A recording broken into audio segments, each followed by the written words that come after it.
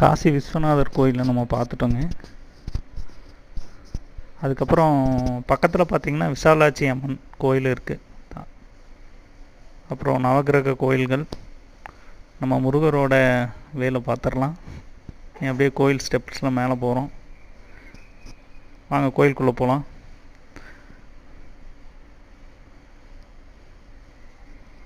கோயில் பார்த்திங்கன்னா அவ்வளோ தூய்மையாக இருக்குது. தல வரலாறுலாம் ஃபோட்டோ அப்படியே வச்சுருக்காங்க இந்த கோயிலோடது. நம்ம சிவபெருமானை வணங்கிட்டு உள்ளே போகிறோம். மேலே இருக்கிற சிற்பங்கள் பாருங்களேன், அவ்வளோ அழகாக இருக்குது. சிற்பங்கள், கலை கட்டிடங்கள், ஓவியங்கள். இது வற்றாத கிணறுங்க. இந்த கோயில் மேலேயே இருக்குது. இந்த கோயிலில் ரொம்பவும் நேச்சுரலாக இருக்குது. இந்த கோயில் மேற்கு தொடர்ச்சி மலை பாருங்கள்.